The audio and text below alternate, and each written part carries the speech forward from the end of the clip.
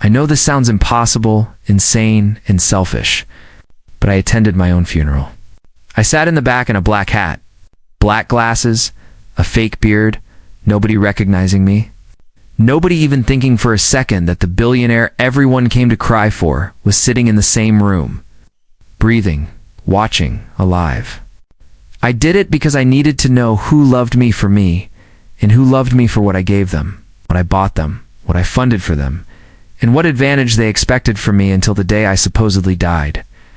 My whole life I worked for legacy, for respect, for loyalty, for connection.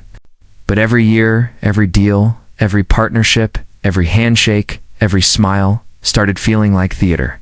Fake theater. Performed loyalty. I became a billionaire at 38, but somewhere inside, I lost the ability to trust any human being because I never knew what would remain if money vanished. So I wanted to see with my own eyes. Who would show up just for performance and who would break down because the world truly lost me? 3 months before that funeral day, I secretly changed my will and cut every person who betrayed me silently in the last 5 years. My lawyers were confused, but I told them to trust my method because this funeral was phase 1 of a long, strategic disclosure experiment. And because I owned a media corporation, I used every cinematic resource available: hidden microphones, multiple camera angles, soundproof reception rooms, clean audio, emotional capture, facial betrayal detection, AI, and a private team sworn to secrecy under the strongest NDAs I ever wrote. I built that funeral event like a psychological laboratory. It was not about whether someone cried. Tears meant nothing. Performers can cry. Narcissists can cry. Users can cry. I wanted to see body language, micro-expressions, unfiltered whispers. Who would gossip? Who would celebrate when they thought nobody was listening? Who would already start dividing my assets in their mind like vultures before the coffin even moved? I know people judge me for this, but I was tired of being drained, manipulated, and surrounded by cowards who pretend affection only when it benefits them. I wanted the raw truth more than anything, and I was ready for whatever the truth would burn. Asterisk, when the funeral day arrived. The weather itself felt prophetic, dark clouds like a warning. Wind shaking the trees as if nature already knew what kind of ugly truth was about to be exposed. And I remember sitting in the tinted black car outside the funeral hall for several minutes, hands shaking, heart racing. And for the first time in years, I did not feel like the billionaire who controlled everything. I felt like the insecure version of myself I thought I buried long before I buried my fake identity.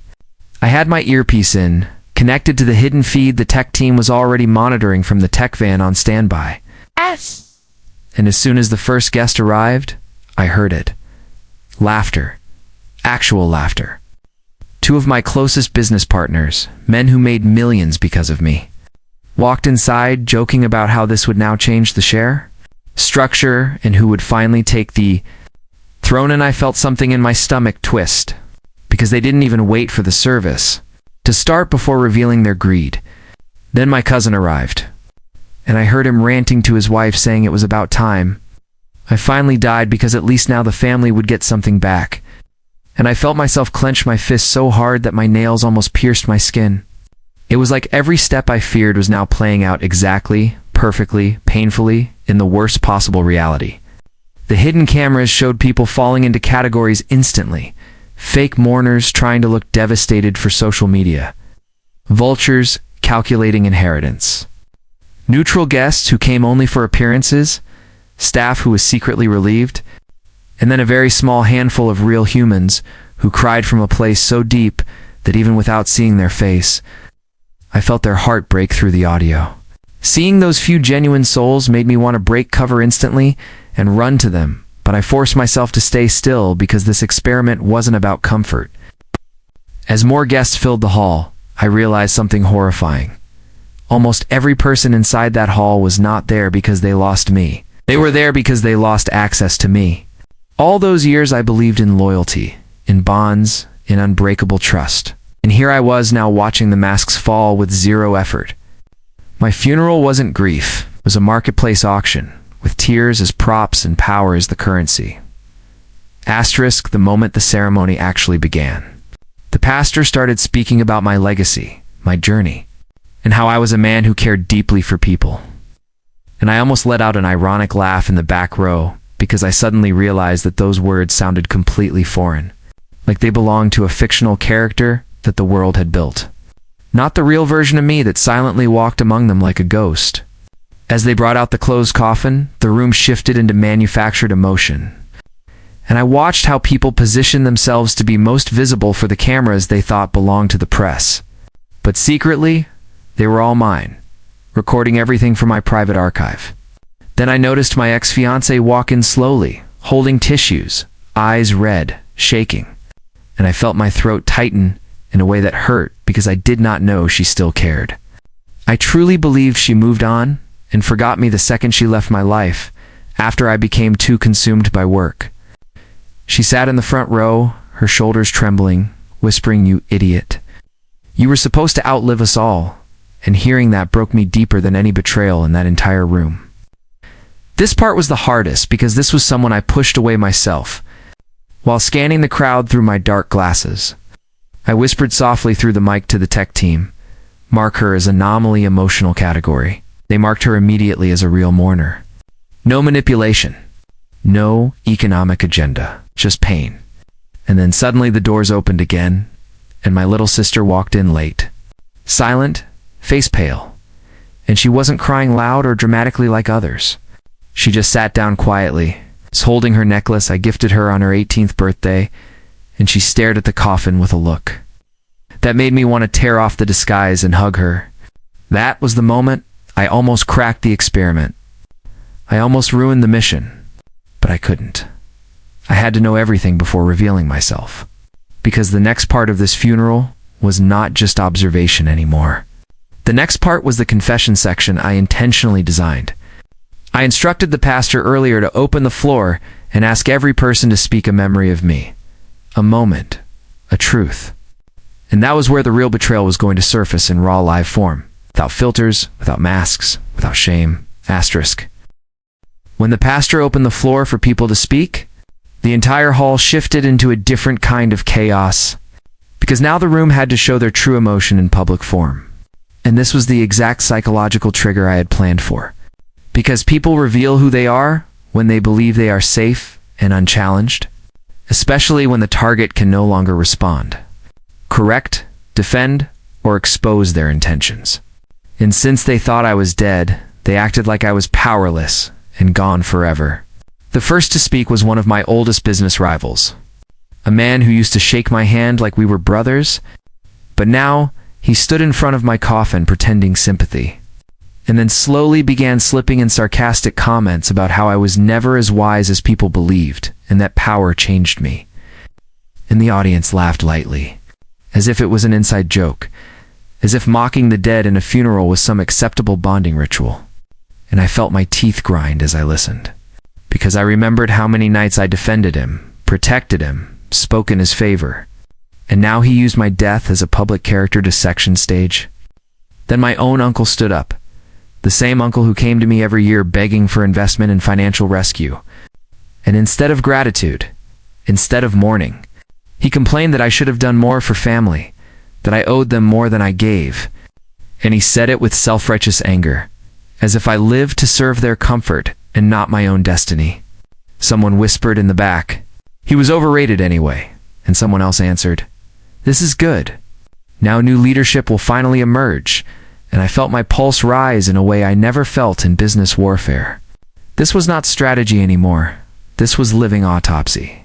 I saw even the ones who pretended to cry earlier begin to show their real faces once the room atmosphere normalized into truth sharing.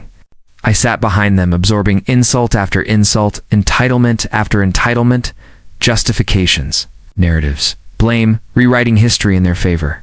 It was insane to realize how fast people re-edit memory when the person can no longer correct the record. But I stayed silent, still, calculating every name, every statement. Every social shift happening in real time, because this was no longer a funeral, it was evidence collection. And I was preparing for the day I would come back from the dead and show every one of them that I heard it all. Asterisk. The real shock came when the private playback room cameras started catching what people were saying outside the main hall. because I designed the location so that after speaking, guests would step out into a lounge area where they thought no one could hear them. And this was where the masks fell completely, where the ugliest, most selfish, most disturbing truths spilled like poisoned honey. My CFO, the man who handled every confidential record of my empire, the one who swore loyalty to my face for years, walked out laughing with my lead strategist, saying that now they could finally move funds without my oversight and restructure the board to take over silently before lawyers even finished probate. And that line alone felt like a knife turning slow and deliberate under the ribcage of my trust. My former college friend, the one who cried dramatically in the front row for the cameras, stepped outside and told two executives that I probably deserved to die because I got too powerful and forgot I was just a regular kid once. They all laughed like death was a punchline. I watched these clips live in the Tech Van feed, and there was a moment where I actually forgot how to breathe because I wasn't watching strangers betray me. I was watching people I fed, protected, defended, trusted, gifted, and believed in like extended limbs of my own body. For a few seconds, my vision blurred, and I thought maybe this was proof I never should have built anything, never should have given, never should have kept people close at all. But then something happened that stopped the emotional collapse from swallowing me whole. My ex-fiancée walked into the lounge alone, stood against the wall, and whispered to herself, "I hope he knew I never stopped loving him." She didn't perform it. She didn't share it. She didn't try to impress anyone. She said it to herself like it was a secret meant only for her heart. And then my younger sister walked in, sat beside her, and the two of them just quietly cried together without saying a single word about money or legacy or power. That moment created a small flicker of warmth inside all the cold poison I was drowning in. Because that tiny scene, that tiny pure human moment, reminded me there were still rare hearts that didn't need my wealth to value my existence. And that flicker became the fuel for what I planned to do next. Asterisk, after 2 hours of watching humanity unmask itself, like a live sociological experiment where I was both the scientist and the corpse, the pastor signaled the final part of the ceremony, the closing farewell speech. And this was the moment where I instructed my lawyers to step into the hall and announce a final recorded message from me. Everyone believed that message would be a pre-recorded video I supposedly made before dying, but in reality it was the live trigger moment that would reveal step 2. My lawyers walked to the front, voices steady, eyes serious, and said before his death, he insisted that one message be played only in front of those who came. And everyone leaned forward like hungry wolves, ready to consume one last piece of my legacy. Even in death, they expected content from me, guidance from me, direction from me, like I existed to feed their narratives. The lawyers pressed play. The speakers stayed silent for 7 seconds, intentionally, creating sharp suspense. And then my voice came through, calm, slow, steady, alive sounding. I started with a sentence that made the entire hall freeze in tension. If you are hearing this, then you have already shown me who you truly are. The room went dead quiet. Even the fake criers stopped breathing. Everyone realized in that single sentence that this funeral was never about grieving me. It was about revealing them. I continued speaking in the message, saying that people show their truth when they believe you cannot hear them, and that I was done surrounding myself with people who only valued me when I could give them something. I said there were 3 categories present in that room: those who came genuinely devastated, those who came to perform for social status, and those who came to celebrate my death. And then I delivered the sentence that would split the ground open beneath them. The inheritance distribution has already been changed based on how you behave today. Gasps, panic, fear. My CFO's face turned ghost white. My uncle swallowed so hard his throat trembled. My business rivals stared at each other with instant suspicion. They thought they were safe because I was gone. They thought they had time. They thought they could speak freely because the dead don't come back. But they were about to find out that I wasn't just listening. I was about to resurrect in front of them. Asterisk. Right after that pre-recorded message ended, the room erupted into whispers and paranoid eyes scanning each other like predators who suddenly realized they were prey to. But they still thought I was dead, They still thought this message was just a psychological game I prepared before dying. However, they didn't know I was standing right behind them in a disguise, watching the blood drain from their faces in real time. And this was the part I will never forget, because one by one, those who betrayed me started calculating escape routes, legal loopholes, and how to turn this situation into a salvageable advantage even. After death, which proved something horrifying. Some humans don't feel guilt, they feel inconvenience. My lawyers paused and looked toward the main entrance exactly on the cue we rehearsed. The pastor nodded slowly. My tech team in the back whispered through my earpiece, "It's time. Are you ready?" And I swear I could hear my own heart beat louder than the entire crowd noise. I stood up from the very back row, walked toward the aisle, step by step, slow, methodical. Each footstep sounding like thunder in my own skull. People didn't notice me yet because they were too busy panicking. And then halfway down the aisle I stopped, reached up slowly, removed the black hat, removed the sunglasses, peeled off the fake beard piece by piece until my real face was exposed under the dim funeral lights. The first person to recognize me wasn't a betrayer. It was my little sister. She stood up instantly, hand covering her mouth, eyes flooding instantly, and she whispered in a broken voice, "No, no, it's you. It's really you." And that is when the entire room snapped into realization like a wave of shock ripping across every row. Some gasped. Some stepped back. Some froze like statues. Some looked like they saw a demon return from hell to claim revenge. My CFO's mouth opened, but not a single word came out because his brain was too busy replaying every sentence he said in that lounge thinking. I was gone and could never expose him. My uncle sat down hard like he suddenly lost all balance. My business rival looked like he wanted to run, but knew there was nowhere to run because now there was a living witness to their true soul. I looked at them all in silence for a full 10 seconds. Then I said only 5 words. Now let's talk about truth. The next 30 seconds after I spoke were some of the quietest seconds of my entire life, because the room went into a stunned paralysis where nobody knew whether to apologize, defend themselves, negotiate, lie, deny, or simply collapse under the weight of their own exposure. And I didn't give them a script to follow. I didn't give them any hint of what I expected from them, because I wanted to watch their instinctual reaction without direction or boundaries.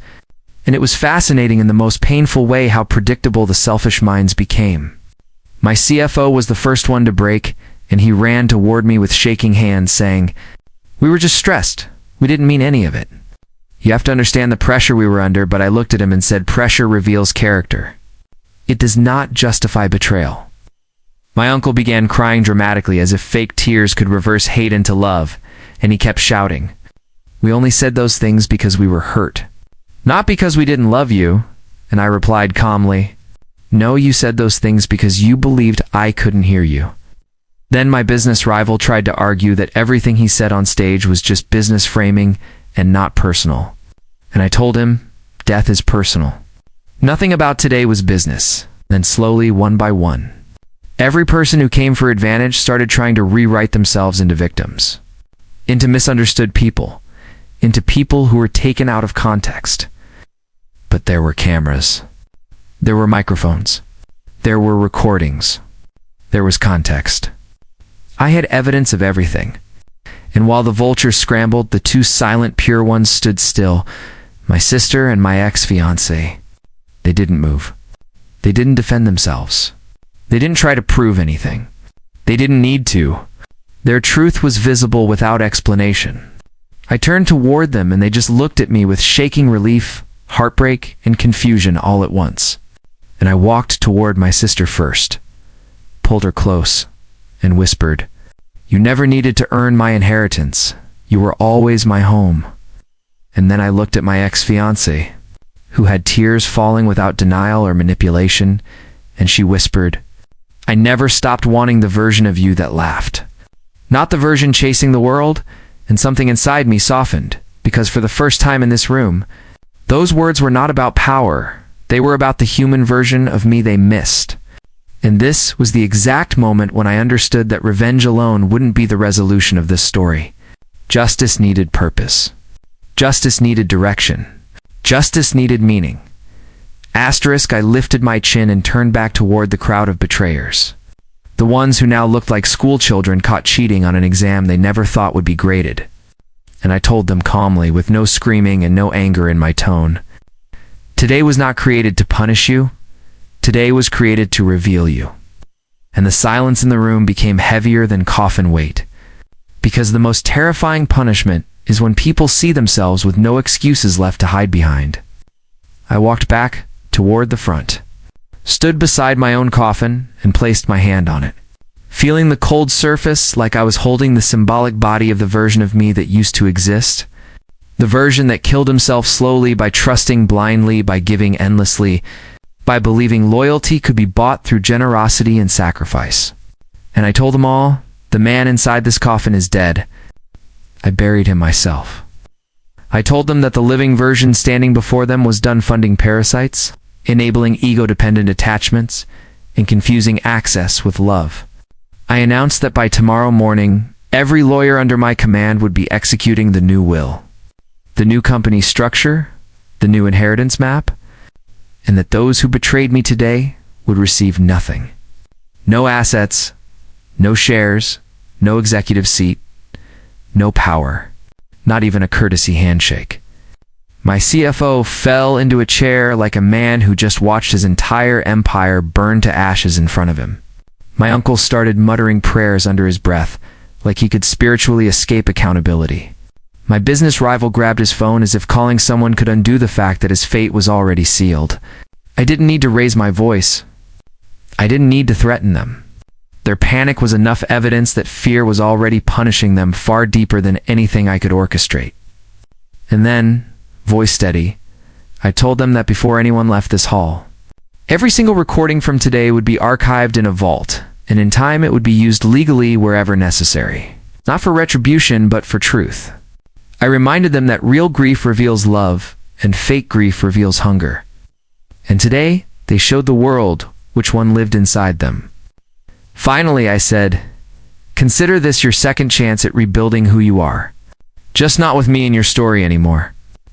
And with that, I turned my back on them and walked out of the funeral they turned into theater. Ready to begin the final phase? Rebirth. Asterisk the next morning. I woke up before sunrise for the first time in years with a strange peace in my chest. Because for the first time since I became rich, I felt like I finally took ownership of my life instead of allowing other people's expectations to shape it. And when I looked at my reflection in the mirror, I didn't see a billionaire. I didn't see a symbol. I didn't see a walking bank account. I saw a human being who had walked through the darkest emotional battlefield and survived it with clarity. And that clarity felt like oxygen, like freedom.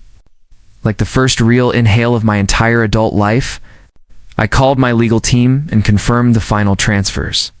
And by noon, every betrayer had received the updated legal notice showing 0 inheritance, 0 access, 0 stake, and 0 return.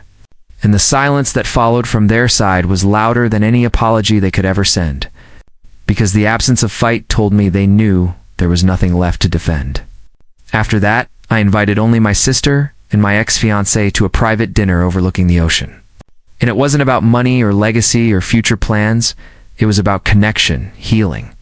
In closing the door on a chapter that nearly killed the version of me I never wanted to become, we laughed that night. We told stories. And we spoke honestly about all the years where I forgot to live while trying to prove I deserved everything I built. And I promised them both that the new version of me would not spend another second starving for validation from strangers. I realized that real wealth wasn't the billions. It was the handful of humans who see you clearly even when the world tries to distort you. And that became my new guiding rule. I still own my media empire. I still build. I still create. But now, I choose carefully who gets access to my time, my mind, my loyalty, my heart. That fake funeral set me free. I buried the man who lived for external approval and rose as the man who lives for internal truth. Betrayal taught me to value authenticity like rare gold. Pain forced me to become my own protector. And resilience became the blueprint for the life I build moving forward. So now when people ask why I did it, why I staged what they call the most extreme social experiment of my generation, I answer with one sentence only. Sometimes you must die in front of people to learn which ones were killing you slowly the entire time.